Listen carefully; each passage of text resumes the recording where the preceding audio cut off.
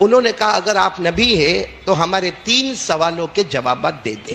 اگر آپ نے ہمارے 3 سوالوں کے جوابات دیے تو ہمیں یقین ہوگا کہ آپ نبی ہیں. اس کی مرضی کے بغیر کچھ ہوتا نہیں ہے. آپ سب کو معلوم ہوگا مکہ مکرمہ میں جناب نبی کریم صلی اللہ علیہ وسلم کے پاس کچھ 14-15 آدمیوں کی جماعت آئی. 14-15 آدمیوں کی جماعت آئی. اچھا، جو جماعت جناب نبی کریم صلی اللہ علیہ وسلم کے پاس آئی اس میں یہودی بھی تھے اور مکہ کے کفار بھی تھے. وہ 14-15 ایک قافلہ بنا کر جناب نبی کریم صلی اللہ علیہ وسلم کے پاس آئے اور اس وقت بڑی سختی اور پریشانی کا معاملہ تھا. آ کر انہوں نے کہا کہ آپ نبی ہیں؟ تو اللہ کے رسول صلی اللہ علیہ وسلم نے وہی جواب دیا جو سب کو جواب دے رہے کہ میں نبی، میں اللہ کا پیغمبر، میں اللہ کا رسول. تو وہ 14-15 کی جو جماعت تھی انہوں نے کہا اگر آپ نبی ہیں تو ہمارے 3 سوالوں کے جوابات دے دیں.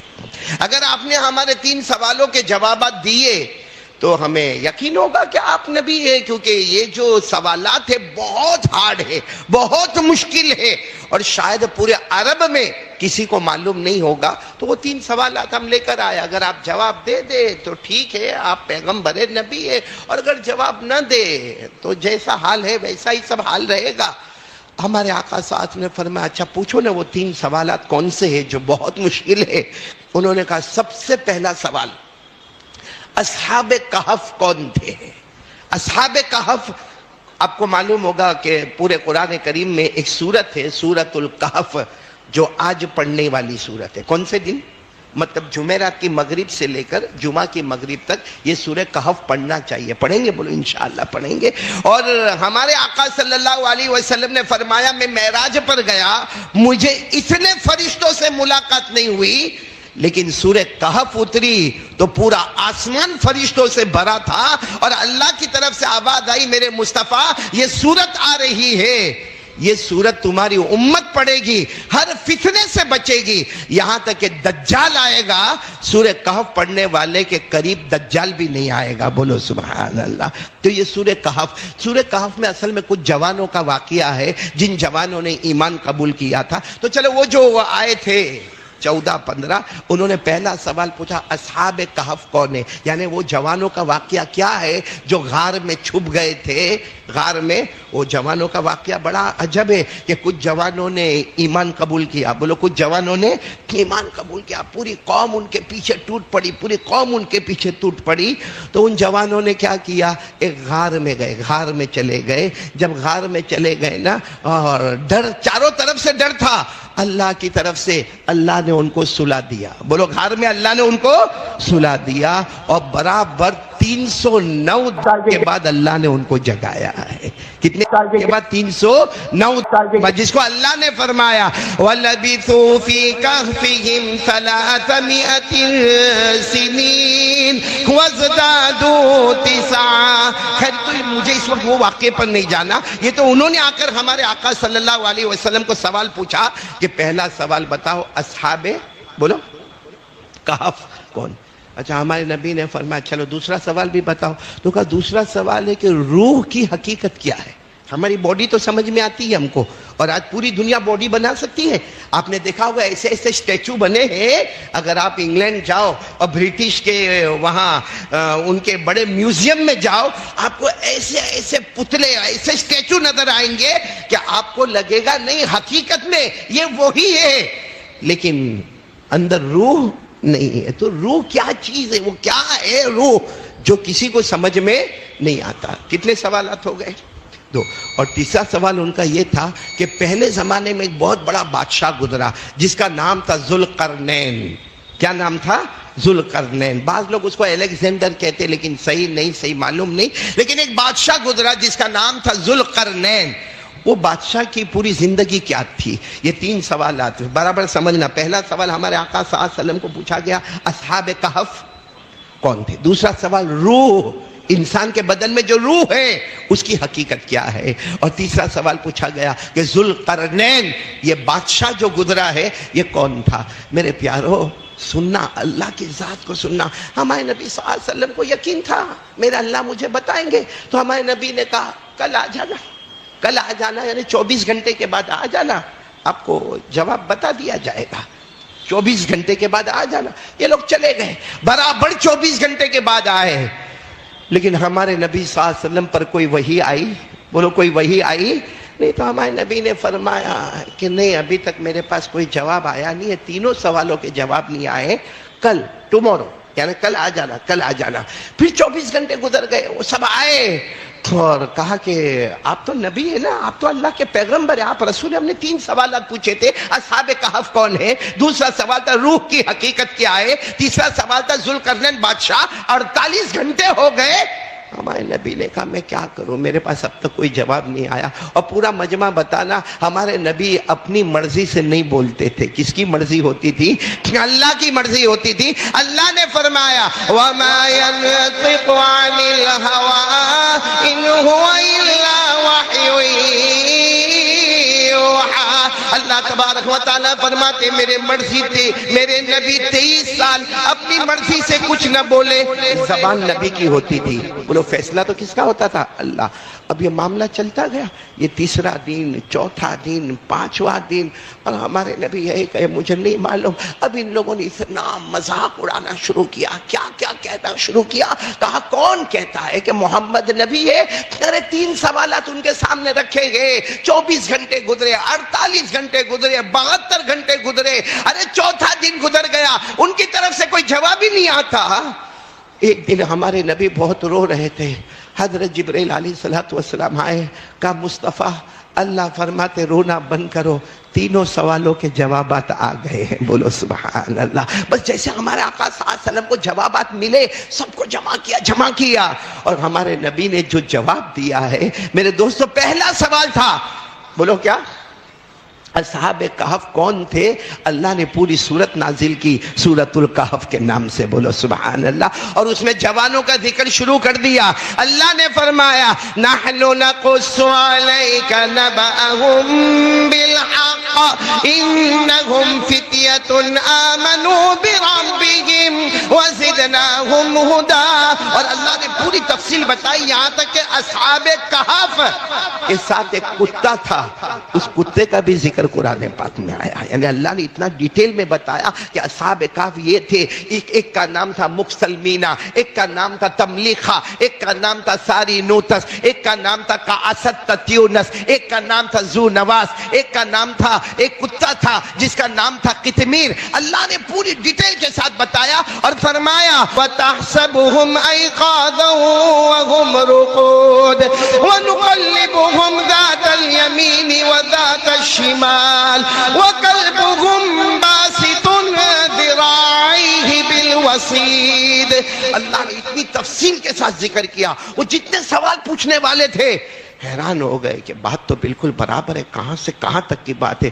پھر کہا دوسرا سوال کیا تھا؟ روح کی حقیقت کیا ہے؟ وہ بھی اللہ نے 15ویں پارے میں سورہ بنی اسرائیل میں اللہ نے روح کی حقیقت کو بتایا، اور روح کی حقیقت ایسی ہے کہ میرے پیاروں قیامت آ جائے گی کسی کو سمجھ میں نہیں آئے گا، کیونکہ اللہ کہتے روح ہے ہی نہیں، وہ میرا ایک آرڈر ہے، آرڈر ہوتا ہے تو زندہ ہے، آرڈر جاتا ہے تو مرتا ہے۔ اللہ نے فرمایا وَيَسْأَلُونَكَ عَنِ الرُّوحِ قُلِ الرُّوحُ مِنْ أَمْرِ رَبِّي وَمَا أُوتِيتُم مِّنَ الْعِلْمِ إِلَّا قَلِيلًا۔ اللہ تبارک و تعالیٰ فرماتے لوگ پوچھتے روح کیا ہے، روح کیا ہے، روح کیا ہے؟ اللہ کہتے روح کبھی نظر ہی نہیں آئے گی، وہ میرا امر ہے۔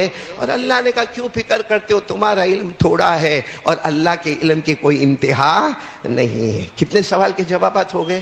تیسرا سوال تھا وہ ذوالقرنین بادشاہ کیا، تو اسی سورہ کہف میں 16ویں پارے میں پورا رکوع نازل ہوتا ہے جس میں ذوالقرنین بادشاہ کا ذکر آتا ہے، اور یہ بھی ذکر آتا ہے کہاں سفر شروع کہاں ختم، انہوں نے کہاں سفر کیا کہاں سفر ختم، اور کیسے وہ اللہ کے ولی تھے اور کیسے زبردست وہ داعی تھے۔ قرآن کریم نے بیان کیا وَيَسْأَلُونَكَ عَنْ ذِي الْقَرْنَيْنِ قُلْ سَأَتْلُو عَلَيْكُمْ مِنْهُ ذِكْرًا إِنَّا مَكَّنَّا لَهُ فِي الْأَرْضِ وآتيناه من كل شيء سببا فأتبع سببا. پورا رکوع اگر آپ پڑھیں گے میرے پیاروں، قرآن سے محبت ہوگی، آپ کو اصحاب کہف کا واقعہ بھی ملے گا، روح کی حقیقت بھی سمجھ میں آئے گی، اور ذوالقرنین بادشاہ کا ذکر بھی پورے رکوع میں ملے گا. میرے پیاروں، یہ لوگ سب چلے گئے اور ہمارے نبی کا باہر نام ہو گیا.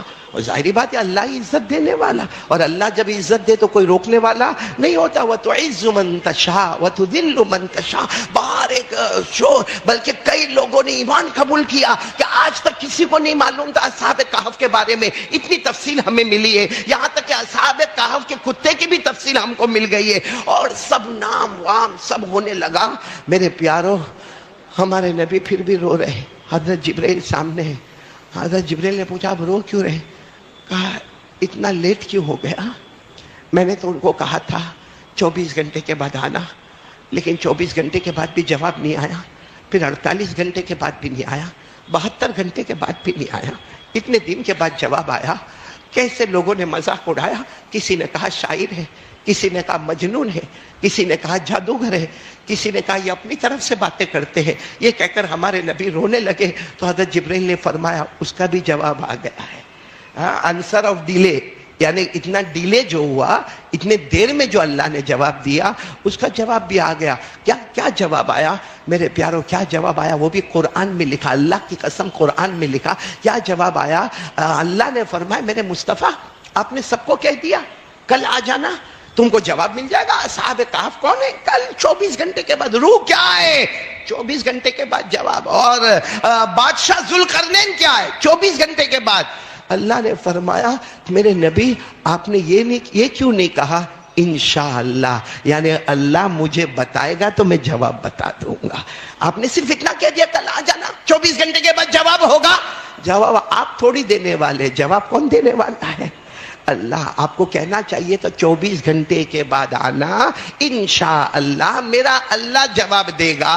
اللہ کہتے اگر آپ نے انشاءاللہ کہا ہوتا تو 24 گھنٹے سے پہلے آپ کو جواب مل گیا ہوتا، لیکن آپ نے صرف اتنا کہا نا میں جواب دے دوں گا. میرے پیاروں ہمارے نبی روئے.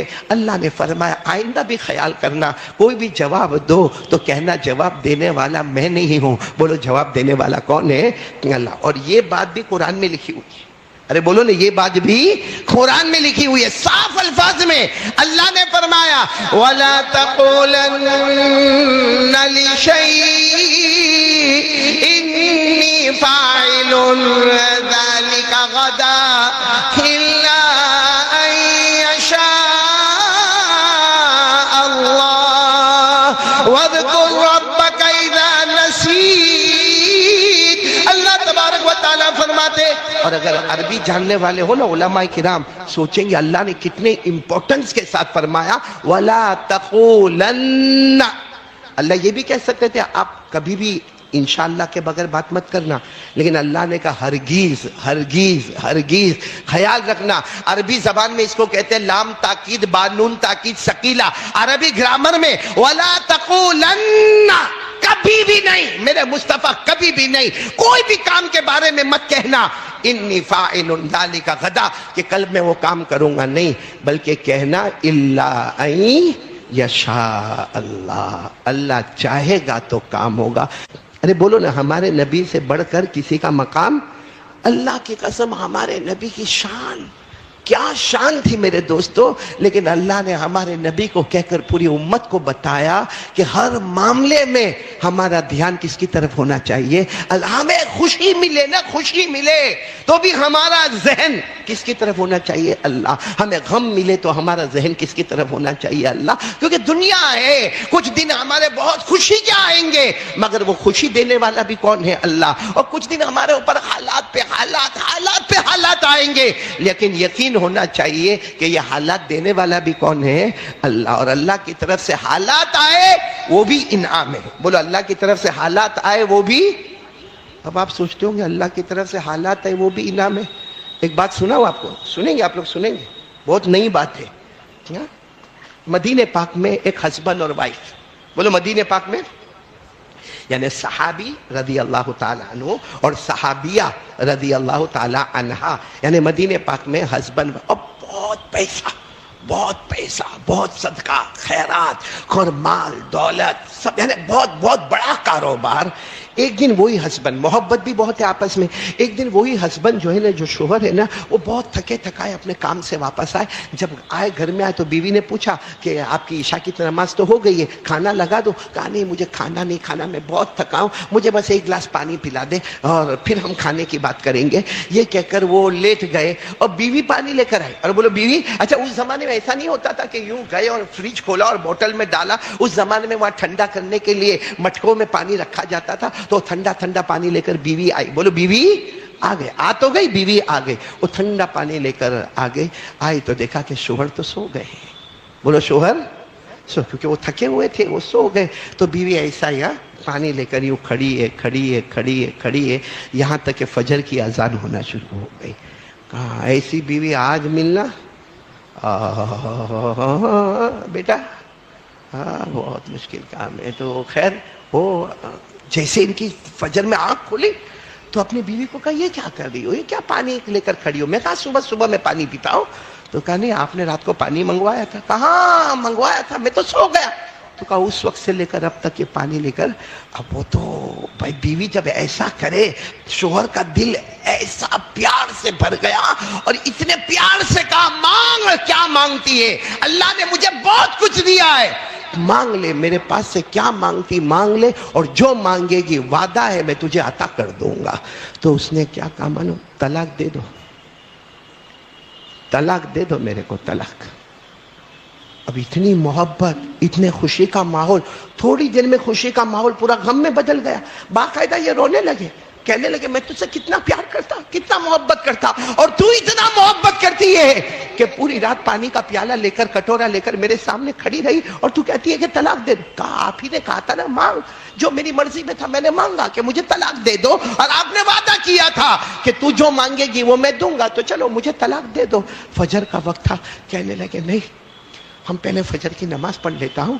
اور چونکہ یہ اللہ کے رسول کے شہر سے دور رہتے تھے، کہنے لگے پھر ہم دونوں ساتھ میں، تو بھی فجر پڑھ لے، میں بھی مسجد میں جا کے فجر پڑھ لیتا ہوں. اس کے بعد ہم دونوں جناب نبی کریم صلی اللہ علیہ وسلم کے پاس جائیں گے، وہاں جا کر یہ پورا معاملہ رکھیں گے. ہاں اگر وہ بھی کہہ دیں گے کہ میرے لیے ضروری ہے طلاق دینا تو میں طلاق دے دوں گا. فجر کی نماز ہو گئی، دونوں میاں بیوی چلے جناب نبی کریم صلی اللہ علیہ وسلم کو ملنے کے واسطے جا رہے وہ چلے جا رہے یا تو جانور پر ہوں گے، اونٹ پر ہوں گے، یا پیدل چلتے ہوں گے. مگر یہ ہوا کہ شوہر راستے میں گرے. بولو شوہر راستے میں گرے اور بہت خراب، سامنے پتھر تھا، یا تو جانور کا پاؤں پتھر پر آیا ہوگا تو جانور سے گرے ہوں گے، یا چلتے چلتے پتھر سامنے آ گیا تو گرے. مگر اتنا زور کا گرے کہ پاؤں کی ایک ہڈی جیسے کریک ہو گئی، جس کو ہم کہتے ہیں موچ آ گئی پاؤں میں، اور ہاتھ طرف سے خون بہنا شروع ہوا. وہ عورت جو تھی نا، عورت، اس کے پاس بڑے بڑے دوپٹے تھے، جلدی جلدی اس نے دوپٹے کو کاٹا اور اپنے شوہر کے زخم کو باندھنا شروع کیا. پاؤں میں درد ہوتا، وہاں بھی باندھتی جا رہی ہے ہاتھ میں. اور وہ اس کا چہرہ دیکھ کر روئے جا رہے اور کہتے ایک طرف تو یہ خدمت کرتی ہے اور ایک طرف ابھی ہم طلاق مانگنے کے لیے جا رہے ہیں. تو عورت نے کیا جواب دیا؟ نو طلاق، اب کوئی طلاق نہیں. تو کہا اللہ کے رسول کا گھر تو قریب آ گیا. کہا وہاں بھی نہیں جانا ہے، چلو گھر پر واپس چلو. گھر پر واپس آ گئے. جب گھر پر واپس آئے، کھانا پینا ہوا. انہوں نے کہا مجھے بتا کیا حقیقت ہے، کیا میری غلطی ہے کہ تم مجھ سے طلاق مانگتی ہے؟ اور آدھے راستے سے واپس آ گئے. پیارے نبی کی ملاقات بھی ہم نے نہیں کی. کہا ایک حدیث سنی تھی، جب اللہ کسی سے محبت کرتا ہے، جب اللہ کسی سے محبت کرتا ہے، جب مصطفیٰ کسی سے محبت کرتے ہیں، اور جب اللہ کو اس کا اسلام اور ایمان آسمان پر پسند آتا ہے، اللہ اس کے اوپر کچھ پریشانیاں ڈالتا ہے. کہا میں نے سنا تھا یہ حدیث، ہمارے نبی پاک صلی اللہ علیہ وسلم نے فرمایا جب اللہ کسی سے محبت کرتا ہے یا مصطفیٰ کسی سے محبت کرتے ہیں اور اس کا ایمان اللہ کو، بولو اللہ کو پسند آتا ہے، تو اللہ اس کے اوپر حالات ڈالتے، اور وہ حالات اتنے خطرناک ہوتے جیسے پانی کو اوپر سے چھوڑو تو کتنا تیزی کے ساتھ نیچے آتا ہے، پانی چھوڑتے رہو نیچے آئے گا، پانی چھوڑتے رہو نیچے آئے گا. کہ بس اسی طریقے سے اللہ اس کے اوپر حالات پہ حالات پہ حالات پہ حالات. مگر یہ دلیل ہے کہ اللہ نے اس کے ایمان کو آسمان پر قبول کر لیا. اللہ اور مصطفیٰ نے اس سے محبت کرنا شروع کر دی ہے. میرے دوستو، وہ عورت کہتی ہے میں جب سے آپ کے نکاح میں آئی ہوں 12 سال ہو گئے، آپ کے نکاح میں آ کے مجھے 12 سال ہو گئے، میں نے کبھی آپ کے اوپر کوئی حال ہی نہیں دیکھا، آپ کو کبھی پریشانی نہیں دیکھا، آپ آرام سے جاتے ہو آتے ہو، روٹی کپڑا مکان، آپ کو میں نے کبھی میں نے آپ کا سر بھی دکھتا ہوا نہیں دیکھا۔ تو میرے دل میں ڈر ہو گیا کہ کیا میرا شوہر منافق تو نہیں ہے، کیا میرا شوہر منافق تو نہیں کہ اس کے اوپر کوئی حال ہی نہیں آتا، کوئی پریشانی نہیں آتی اس کے اوپر، یہ ہمیشہ آرام میں ہی رہتا ہے۔ لیکن جب آج راستے میں آپ نے ٹھوکر کھائی اور آپ کے پاؤں کی ہڈی میں کریک ہوا اور آج آپ کے ہاتھ پاؤں سے خون بہنے لگا، مجھے یقین ہو گیا نہیں، میرے شوہر کا اسلام بھی اللہ نے آسمان پر قبول کر لیا ہے، اس لیے جو معاملہ تھا وہ کچھ نہیں تھا، ایمان والا معاملہ تھا۔ باقی بیوی نے کہا میں آپ کی بیوی ہوں، جو چاہے آپ میرے ساتھ میں معاملہ کر سکتے، آپ میرے سرتاج میرے شوہر ہو۔ تو میرے پیارو، مجھے بتانا یہ ہے کہ حالات آتے ہیں وہ بھی نعمت ہے، خوشی آتی ہے وہ بھی نعمت ہے، مگر ہمارا دل و دماغ دونوں وقت کہاں ہونا چاہیے؟ میں نے بولو نا، دونوں وقت کہاں ہونا چاہیے؟ اللہ کی طرف۔ بولو کس کی طرف ہونا چاہیے؟ ہاں، ہم لوگوں کا دماغ ہے نا اپنے سٹیٹس پر بہت آتا ہے، اپنے سٹیٹس پر بہت آتا، میں کر لوں گا، میں ایسا کروں گا، اس کو کہہ دوں گا، اس کو کہہ دوں گا۔ ارے بھائی، جس کو تو کہے گا اس کا پیدا کرنے والا بھی کون ہے؟ اسی لیے ہمیشہ یاد رکھو میرے دوستو، خوشی آئے، جیسے ہمارے یہاں شادی کا معاملہ، خوشی کا معاملہ، ہمارا ذہن کس کی طرف؟ اللہ۔ غم کا معاملہ، ہمارا ذہن کس کی طرف؟ اللہ کی طرف ہونا چاہیے۔ بنیں گے، بولو سب بنیں گے انشاءاللہ۔ اور میں نے بتا دینا، ولی وہ ہوتا ہے جس کو دنیا میں کوئی ڈر نہیں، اس کو آخرت میں کوئی غم نہیں، اور دنیا بھی اس کی اور آخرت بھی اس کی، ایمان میں مضبوط ہوتا ہے اور گناہوں سے بچانے والا ہوتا ہے۔ میرے پیاروں، دیکھو میں نے پہلے آپ لوگوں کو کہا لا الہ الا اللہ، اس پر حضرت صابر پاک کا واقعہ سنایا، برابر۔ پھر میں نے حضرت بلال رضی اللہ تعالیٰ عنہ کا واقعہ سنایا، پھر میں نے کہا موبائل پر غلط کام نہیں کرنے کا، پھر میں نے کہا بیڑی سگریٹ تمباکو گٹکا ڈرگس نہیں لینے کا۔ تو آدمی سوچتا ہے کہ قاری صاحب اتنا بہت بول کے گئے، اتنا بہت بول کے گئے، تو یہ کیسا ہوگا، کیسا یہ سب کیسا؟ جیسا کسی کو بول دو بھائی گھر میں سے ٹی وی تیرے کو نکال دینے کا، کسی کو کہہ دو تیرے موبائل میں جتنا بھی غلط ایپ ہے وہ سارا غلط ختم کر دے، اچھا فارمیٹ لے کر آ، گندا فارمیٹ ڈیلیٹ کر دے، اور موبائل کو ضرورت کے وقت استعمال کرنا۔ کوئی شراب پینے والے کو بولے دارو چھوڑ دے، دارو چھوڑ دے، دارو چھوڑ دے، کوئی جوا والے کو بولے جوا چھوڑ دے، کوئی زنا کرنے والے کو بولے زنا چھوڑ دے۔ وہ سوچتے ہیں قاری صاحب تو بول کر چلے گئے، کیا ہو جائے گا؟ میرے دوستو، وہ ڈاکٹر نہیں ہے جو آ کر کہہ دے اس کو شوگر ہے، اس کو پریشر ہے، اس کو ملیریا ہے، اس کو ٹی بی ہے، اس کو ٹائیفائڈ ہے، تو بول کر چلا گیا۔ ہم کہیں گے غضب کا ڈاکٹر تھا، حجام تھا کہ ڈاکٹر تھا؟ ٹینشن دے کر چلا گیا، دوا تو بتا۔ تو میرے پیاروں، میں حجام نہیں بننا چاہتا، میں دوا دے رہا ہوں آپ کو کہ جتنی باتیں میں نے کہی، یا جتنی باتیں آپ نے علماء کرام کی زبانی سنی، یا جتنی آپ نے نظم و نعت کے مصرے اور قافیے سنے، سب کو اپنے شریر میں پیوست کرنا ہو، اپنی باڈی میں لانا ہو۔ ایک کام میرے بچوں اور ساری جنتا جو یہاں بیٹھی ہے، ایک کام کا ارادہ کر لے اور دل و جان سے ارادہ کر لے کہ جان دے سکتا، سب قربان کر سکتا، مگر میری نماز کبھی قضا نہیں ہوگی انشاءاللہ۔ کون تیار ہے؟ ہاتھ اوپر کر کے بولے نماز قضا نہیں ہوگی۔ اور اب میری بات سن لے، یہ اجمیر والے بابا نام معلوم؟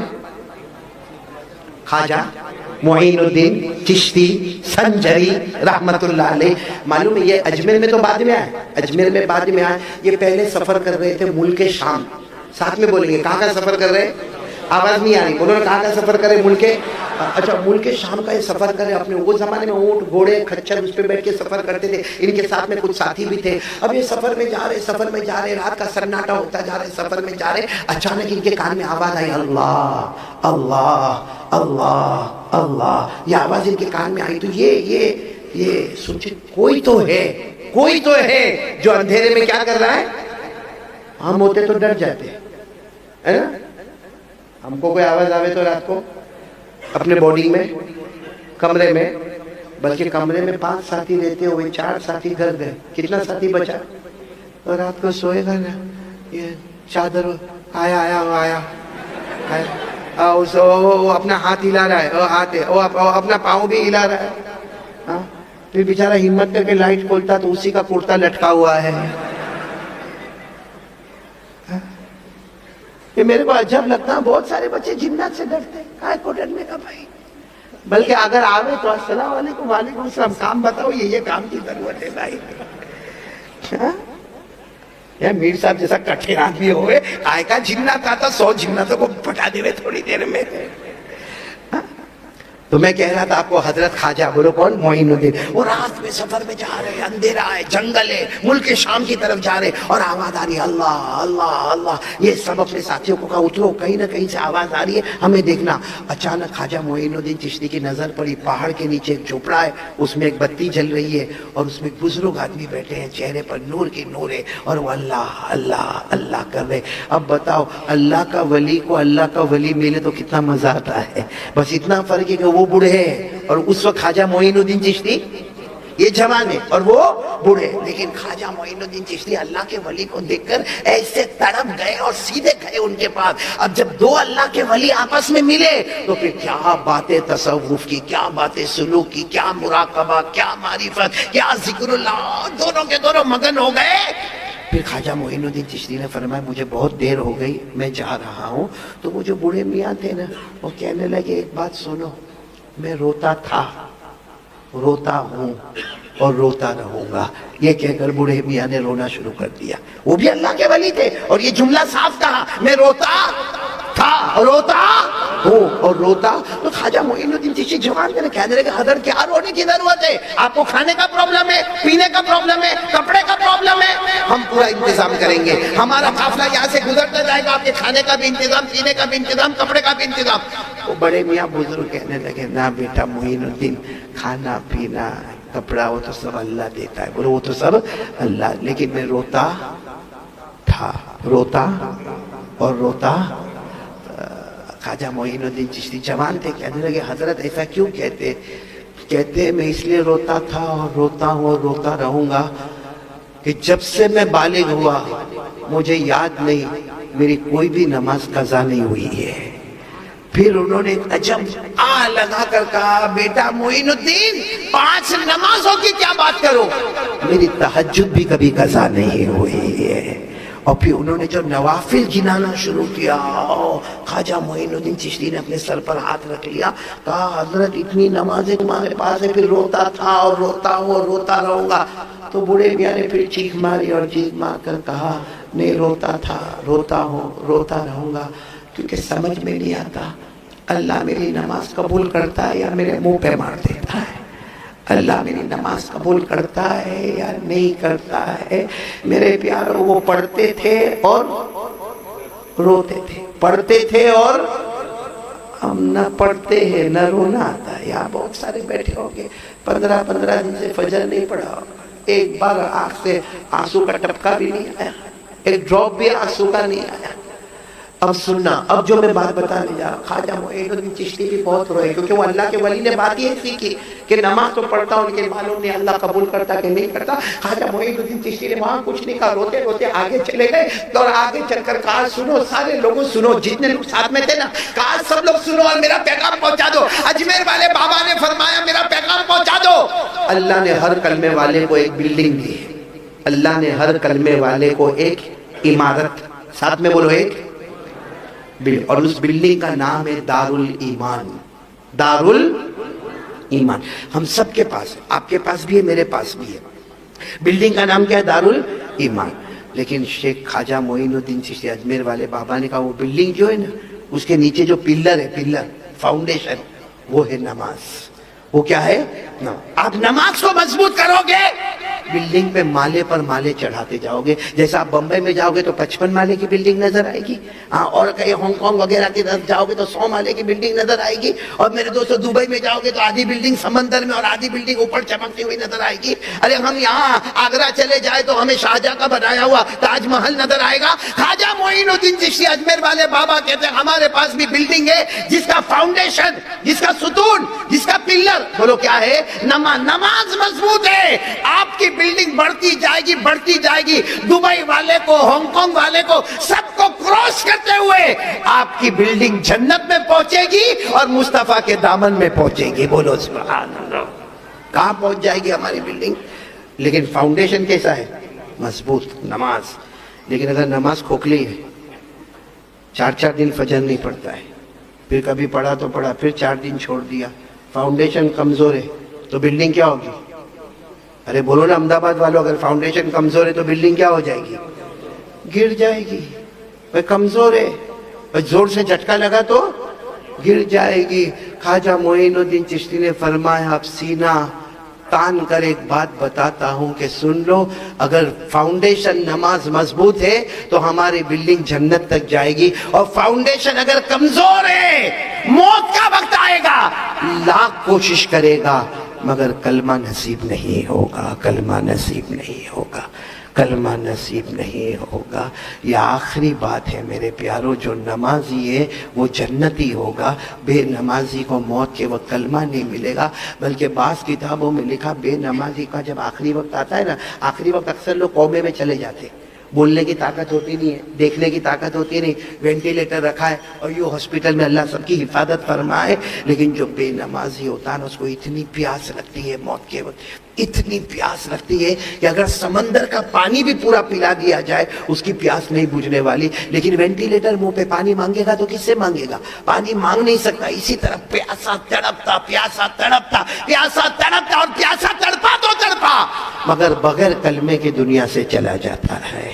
اس لیے میرے پیارو، پورے بیان کا خلاصہ نتیجہ یہ ہے کہ ہم نمازی بنیں گے. بولو انشاءاللہ. تو سب چیزیں لا الہ الا اللہ بھی ہمارے سینے میں، محمد الرسول اللہ صلی اللہ علیہ وسلم بھی ہمارے سینے میں. بس یہ کرو لا کہ ہم 5 وقت کی نماز پڑھیں گے. بولو کون کون تیار ہے؟ پڑھیں گے؟ بولو پڑھیں گے انشاءاللہ. جس سے معلوم ہوگا کہ آپ کی شان، آپ کا مقام، آپ کا مرتبہ، آپ کی رفعت، آپ کی منقبت کہاں سے کہاں آئی ہے. بڑی عجیب روایت ہے میرے پیارو. ایک مرتبہ بولو جناب نبی کریم صلی اللہ علیہ وسلم تشریف فرمائے. بولو اللہ کے رسول صلی اللہ علیہ وسلم تشریف فرما. عام مجمع بیٹھا ہوا ہے. ایک بوڑھے صحابی آئے. اچھا وہ اتنے بوڑھے تھے کہ چلنے کی طاقت بھی نہ تھی. دھیرے دھیرے دھیرے دھیرے کر کے، اور جب ہمارے آقا صلی اللہ علیہ وسلم کی نظر مبارک پڑی، ہمارے نبی نے فرمایا طریق طریق طریق، یعنی ان کے لیے راستہ بناؤ، ان کے لیے راستہ بناؤ، ان کے لیے راستہ بناؤ. وہ بوڑھے صحابی آئے اور آ کر کیا کہا معلوم؟ اللہ کے رسول، میرے ماں باپ پر قربان. اللہ کے رسول بوڑھے میاں تھے، کہنے لگے اللہ کے رسول مجھے بتاؤ نا میں روزانہ کتنا قرآن پڑھوں. مجھے بتاؤ نا میں روزانہ، بولو ساتھ میں بولو نا، روزانہ کتنا. ایسا سوال کوئی ہم کو کرتا ہے احمدآباد میں؟ ہاں یہ دیکھ لے میرا موبائل چیک کر کیوں چلتا نہیں ہے، کہ بتا دو اس کا نیٹ ورک کیوں نہیں آ رہا ہے، یہ ایرر کیوں ہو رہا ہے.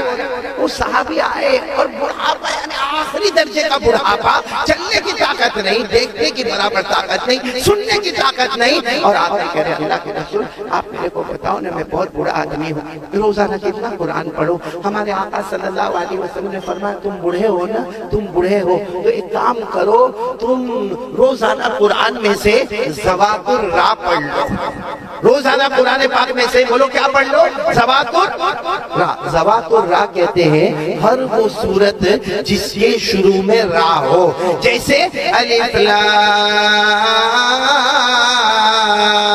را، الف لام میم را. بس قرآن کریم میں یہ جو صورتیں ہیں نا ان کو ذوات الراء کہا جاتا ہے. ہمارے نبی نے فرمایا بس یہ صورتیں پڑھ لو، پورے دن میں یہ صورتیں پڑھ لو، ذوات الراء والی صورتیں پڑھو. بوڑھے صحابی کے آنکھوں میں آنسو تھے. نہیں اللہ کے رسول اتنی طاقت نہیں، میری زبان موٹی ہو گئی ہے، میں بوڑھا ہو رہا ہوں، میرے ہاتھ پاؤں میں بہت درد رہتا ہے، میں بستر پر لیٹا رہتا ہوں. اللہ کے رسول یہ ذوات الراء بہت بڑی بڑی صورتیں الف لام را والی اور الف لام میم را والی، یہ مجھ سے نہیں ہوگا. تو ہمارے نبی صلی اللہ علیہ وسلم نے فرمایا کام کرو ذوات حامیم میں سے کوئی صورت پڑھ لینا. ذوات اچھا ذوات حامیم آپ سمجھ گئے ہوں گے، ہر وہ صورت جس کے شروع میں کیا ہوئے حامیم. ہمارے آقا صلی اللہ علیہ وسلم نے فرمایا ذوات الراء میں سے نہ پڑھ سکو، ذوات حامیم کی جتنی صورتیں ہیں وہ سب کیا کرو پڑھ لو. ذوات الراء کی تمام صورتیں نہیں پڑھ سکتے تو ذوات حامیم کی ساری صورتیں پڑھ لو. وہ صحابی اور بوڑھے تھے نا، اللہ کے رسول نہیں ہوگا کیونکہ ایک زمانے میں پڑھتا تھا، اب مجھ سے نہیں پڑھا جائے گا. یہ ذوات حامیم کی صورتیں بھی میرے لیے بہت بڑی ہے. تو ہمارے نبی صلی اللہ علیہ وسلم نے فرمایا چلو میں ایک دم آسان کر دیتا ہوں، آپ مسبحات میں سے سب صورتیں پڑھ لو، جتنی مسبحات والی صورتیں پڑھ لو، کیونکہ مسبحات والی صورتیں دو رکوع کی ہوگی تو وہ سب صورتیں پڑھ لو۔ مسبحات مانے کون سی صورتیں؟ جس کے شروع میں کیا ہو؟ سبح کا لفظ ہو، جیسے سبح للہ ما فی السماوات والارض یسبح للہ ما فی السماوات وما فی الارض۔ ہمارے آقا صلی اللہ علیہ وسلم نے فرمایا ذوات الراء پڑھ لو، انہوں نے منع فرمایا۔ ہمارے نبی نے فرمایا ذوات حمیم پڑھ لو، کہا بہت بڑھا مجھ سے نہیں ہوگا۔ ہمارے نبی نے فرمایا بہت آسان صورت ہے، قرآن میں سے مسبحات پڑھ لو، جو صورت سبح سے شروع ہو، یسبح سے شروع ہو وہ پڑھ لو۔ میرے دوستو، یہ ہمارے نبی کا صبر اور ان کی سچائی، انہوں نے کیا کہا مانا اللہ کے رسول میں بھی نہیں ہوگا، نہیں ہوگا، بہت بڑھا، آپ میرے بڑھاپے پر ذرا رحم کریں۔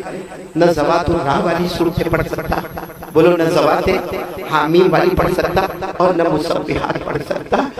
صحیح میں اگر ہمارے نبی کی جگہ کوئی اور ہوتے ہیں، چلو اٹھو جاؤ، کتنی آسانی دینا۔ پہلے ذوات الراء کہا، میں نے یہ تو نہیں کہا کہ پورا قرآن پڑھ لو، ذوات الراء کہا تو منع کر دیا، میں نے ذوات حامیم کہا تو منع کر دیا، میں نے مسبحات کہا تو منع کر دیا، کوئی اور ہوتا تو کہتے اٹھو۔ ہمارے نبی صلی اللہ علیہ وسلم نے کیا فرمایا؟ نہیں پڑھ سکتے ہو نا، ایک سورت تو پڑھو، ایک سورت تو پڑھو۔ انہوں نے کہا ہاں ایک سورت تو پڑھوں گا۔ ہمارے نبی نے فرمایا اللہ کی قسم ایک سورت پڑھ لو، دنیا بھی تمہارے قدموں میں ہوگی، آخرت بھی تمہارے قدموں میں ہوگی۔ تو وہ صحابی بڑھے تھے نا، قریب آ گئے، کہا اللہ کے رسول کو کون سی سورت ہے؟ ہمارے نبی نے فرمایا یہ وہ سورت ہے جس میں اللہ نے آخرت کے سب منظر کو جمع کر دیا ہے۔ میرے ساتھ میں پڑھو، کون سی سورت؟ اذا زلزلت الارض زلزالها واخرجت الارض اثقالها وقال الانسان ما لها يومئذ تحدث اخبارها بان ربك اوحى لها يومئذ يصدر الناس اشتاتا ليروا أعمالهم فمن يعمل مثقال ذرة خيرا يره ومن يعمل مثقال ذرة شرا يره۔ اللہ تبارک و تعالیٰ نے آخرت کے ایک ایک منظر کو جمع کر دیا۔ ہمارے نبی صلی اللہ علیہ وسلم نے فرمایا یہ سورت پڑھ لینا۔ اچھا وہ جو بوڑھے صاحب تھے نا، ان کے چہرے پر ایک مسکراہٹ آئی، پہلے رونا تھا نہ مسکراہٹ آئی، اور دھیرے سے ایسے سہارا لے کر اٹھے اور کیا کیا معلوم؟ یا رسول اللہ واللہ لا ازید علی ھذا، اللہ کے رسول اب اس سے زیادہ کچھ نہیں پڑھوں گا، تب یہی سورت پڑھوں گا، واللہ لا ازید علی ھذا، اللہ کی قسم اب پڑھوں گا تو یہی سورت پڑھوں گا۔ یہ کہہ کر مسکراتے اور روتے ہوئے جب جانے لگے، ہمارے نبی صلی اللہ علیہ وسلم نے فرمایا افلح افلح فلاح، اے لوگوں سنو، دنیا بھی ان کے قدموں میں، آخرت بھی ان کے قدموں میں۔ تو میرے پیاروں ہم لوگ بھی پڑھیں گے، بولو نا، ہاں ایک سورت اذا زلزلہ، سورہ زلزال، اس میں دنیا آخرت ملتی ہے۔ میرے پیارے بچوں، آپ 24 گھنٹے قال اللہ قال الرسول قال اللہ قال الرسول، اللہ کی قسم آپ کا مقام کتنا اونچا ہوگا۔ کاش ہم اپنے مقام کو پہچانیں۔ ہمارا مقام اللہ کی قسم کون کہتا ہے، کون کہتا ہے مولانا کی زندگی بہت تنگ ہوتی ہے؟ بے شک تنگ ہوتی ہے، تنگ ہوتی ہے، کیونکہ تنخواہ بھی کم ہوتی ہے تو زندگی تنگ ہوتی ہے، لیکن اللہ کی قسم جو سکون قرآن حدیث میں ملے گا دنیا کی کسی ڈگری میں نہیں ملے گا۔ سکون ملے گا تو اللہ کے ذکر میں ملے گا، اللہ کی یاد میں ملے گا، قرآن میں ملے گا۔ تو کون کون تیار ہے؟ ہم 3 کام آج سے کریں گے، بولے انشاءاللہ، اور قسم کھا کر کہتا ہوں ایک بار جس نے توحید لا الہ الا اللہ کا دامن تھاما، اور جس نے مصطفیٰ کا دامن تھاما قسم اللہ کی وہ چلتا جائے گا، دنیا بھی قدموں میں آئے گی، اور جب آخرت کا وقت ہوگا اللہ فرمائیں گے میرا بندہ جب دنیا تیری بنایا تھا تو میرا بن گیا، جا میں نے آخرت بھی تیری بنا دی ہے، بولو سبحان اللہ۔ تو کون کون تیار ہے تین کام کرنے کے لیے، جس میں پہلا کام پورا مجمع ہمارے بچے بھی اور سب یقین بنا لو کرنے دھرنے والا کون ہے؟ نہیں بولو نا، کرنے دھرنے والا کون ہے؟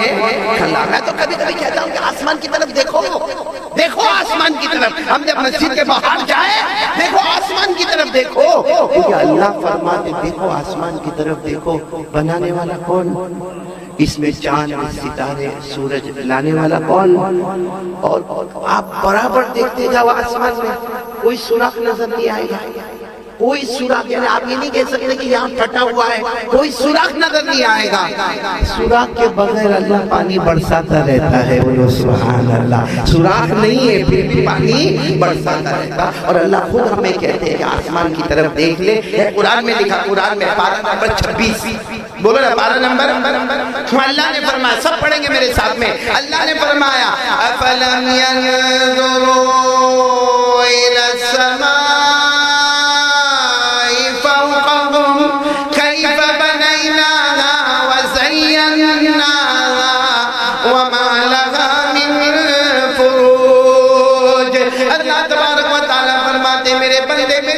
آسمان کی طرف دیکھو، پورا مجمع بولے اسے بنانے والا کون؟ اللہ۔ اس میں چاند ستارے آفتاب مہتاب لانے والا کون؟ اللہ۔ اس میں کوئی سوراخ نظر نہ آئے تو شگاف کو روکنے والا کون؟ اللہ۔ مگر جب بارش کی ضرورت ہو وہی آسمان سے پانی برسنا شروع ہو جائے تو وہ برسانے والا کون؟ اللہ۔ اسی طرح اللہ فرماتے کبھی زمین کو تو دیکھ، زمین کو دیکھ کہاں سے کہاں تک میں نے پھیلایا، کہاں سے کہاں تک پھیلایا۔ اللہ کہتے ہیں میری قسم ہے کسی کی مجال جو اتنی لمبی زمین بنائے۔ بتاؤ ہم زمین بنا سکتے، پیدا کر سکتے؟ ہاں زمین کے واسطے لڑ سکتے، زمین کے واسطے سگا بھائی سگے بھائی کے لیے سامنے چھڑا لے کے کھڑا ہو سکتا ہے، لیکن زمین بنانے والا کون؟ کہاں سے کہاں تک بنایا۔ اچھا اللہ فرماتے ہیں زمین کو مت دیکھ، وہ تو میں نے کہاں سے کہاں بنایا، لیکن ذرا اس کو دیکھ، بڑے بڑے پہاڑوں کو میں نے زمین میں گاڑا ہے، کوئی جو اتنے بڑے بڑے پہاڑوں کو زمین میں گاڑ سکتا؟ اللہ نے فرمایا وَالْأَرْضَ مَدَدْنَاهَا، بولو وَالْأَرْضَ مَدَدْنَاهَا وَأَلْقَيْنَا فِيهَا رَوَاسِيَ۔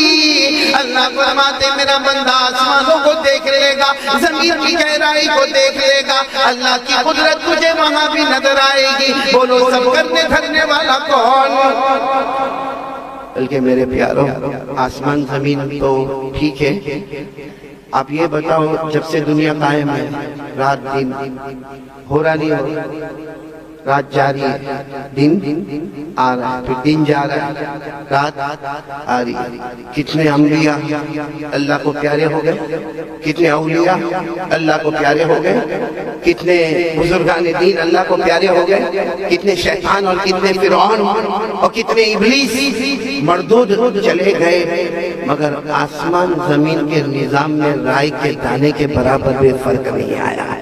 یہ کون ہے جو آسمان اور زمین کے نظام کو چلا؟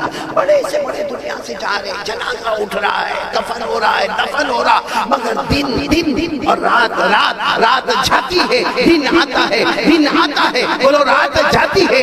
اسی لیے اللہ نے فرمایا میرا بندہ آنکھیں کھول، آنکھیں کھول، دل کی آنکھیں کھول، کبھی رات کے اندھیرے میں اپنی آنکھوں کو سامنے لا، کبھی دن کے اجالے میں لا، اور غور سے دیکھ تجھے اللہ وہاں بھی نظر آئے گا، بولو سبحان اللہ۔ اللہ نے فرمایا، پڑھو بچوں میرے ساتھ میں پڑھو، اللہ نے فرمایا وَجَعَلْنَا اللَّيْلَ وَالنَّهَارَ آيَتَيْنِ فَمَحَوْنَا آيَةَ اللَّيْلِ وَجَعَلْنَا آيَةَ النَّهَارِ مُبْصِرًا۔ اللہ تبارک و تعالیٰ فرماتا میرے بندے رات اور دن کو دیکھ لے، رات کے اندھیرے کا جانا، دن کے اجالے کا آنا، بولو یہ کرنے دھرنے والا کون ہے؟ امید کرتا ہوں آپ حضرات کو یہ بیان بہت ہی زیادہ پسند آیا ہوگا. اللہ تعالیٰ مجھے بھی اور آپ لوگوں کو بھی اس بیان کے اوپر عمل کرنے کی توفیق عطا فرمائے. کسی نیکسٹ ویڈیو کے اندر پھر انشاءاللہ ملاقات کرتے ہیں. السلام علیکم ورحمۃ اللہ وبرکاتہ.